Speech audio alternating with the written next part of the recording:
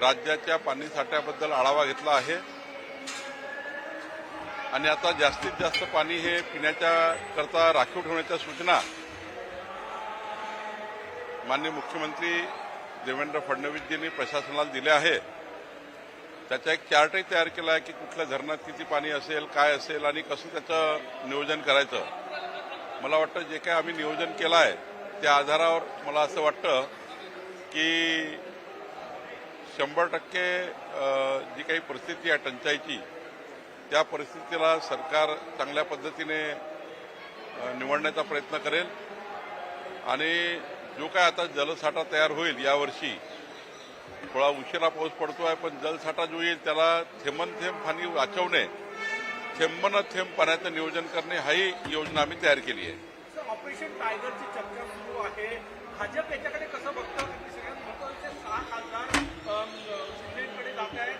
शिंदेची ताकद वाढणार तर ऑब्व्हियसली सीएम पदावर क्लेम केला जात आहे त्यांच्या नेत्यांकडनं। मला ऑपरेशन टायगर बद्दलची काही माहिती नाही।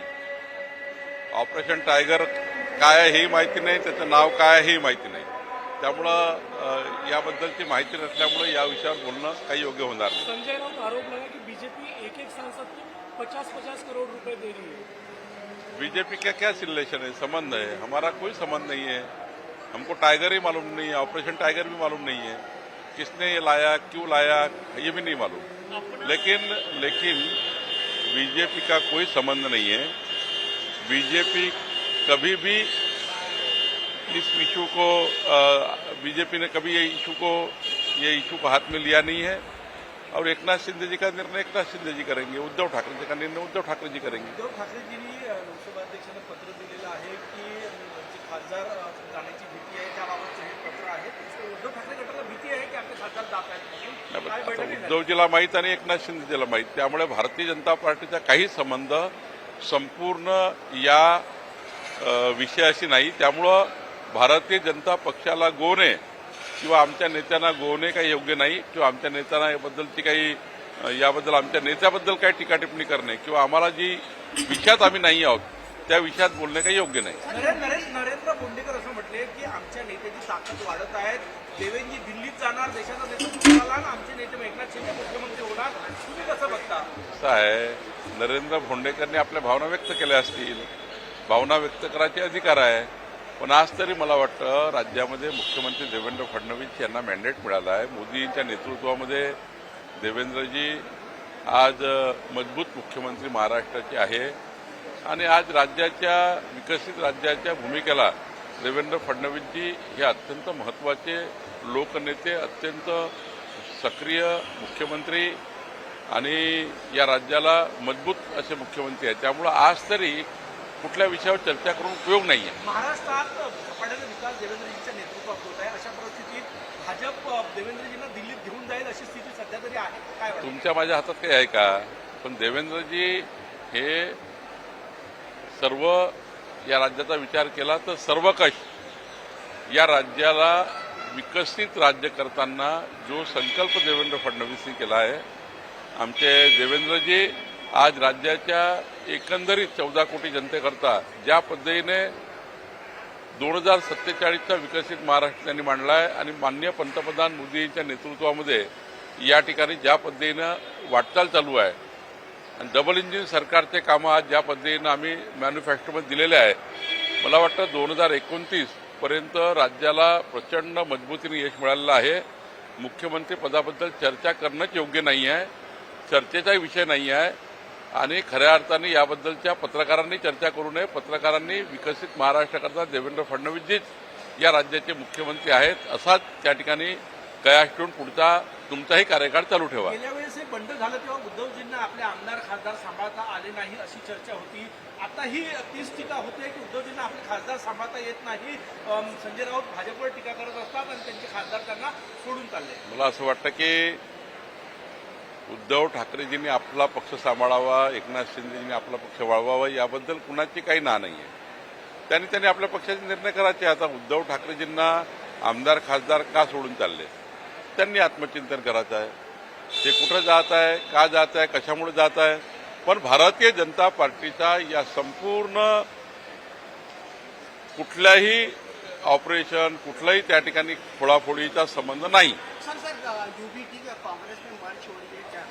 मैं आपको अभी अभी कहा है कि भारतीय जनता पार्टी का कोई संबंध नहीं है। उद्धव ठाकरे जी के एमएलए एमपी कहाँ जा रहे, क्यों जा रहे, क्यों उनको छोड़ रहे, क्यों ऐसी परिस्थिति निर्माण हुई है, इसके लिए हम भारतीय जनता पार्टी करके क्या हमारा वजूद है। पार्टी उद्धव ठाकरे जी देखे और एकनाथ शिंदे ही देखे। संजय राउत ने आरोप लगाया 25-25 करोड़ में एक खासदार खरीदेगा। अब संजय राउत जी को अगर ये बात की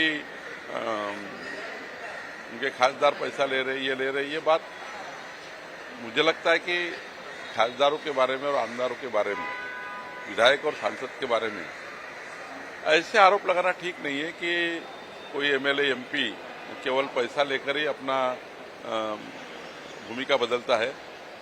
अनेक कारण होते हैं भूमिका बदलने के, और मुझे लगता है कि पैसे के आधार पे उनकी बदनामी करना ठीक नहीं है।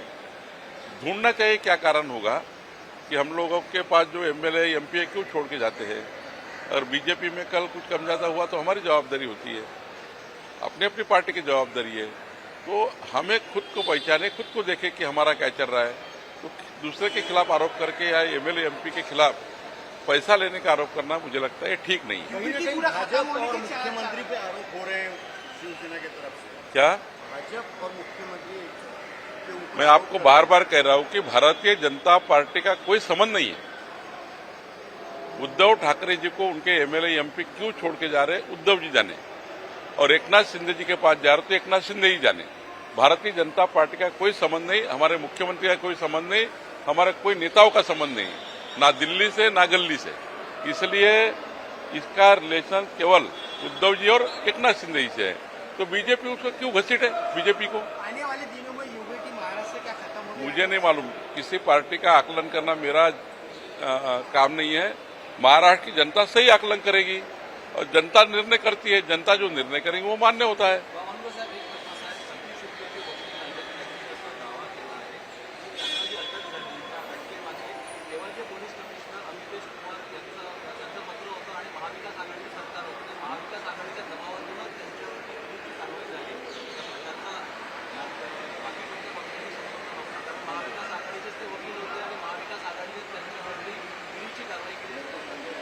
माननीय ॲडव्होकेट सतीश उकेजींनी इतकं महत्वाचं जर विधान केलं असेल, त्यांच्या अटकेच्या मागे कोण कोण आहे, उद्या तेही स्पष्ट करतील की कोण व्यक्ती आहे तो।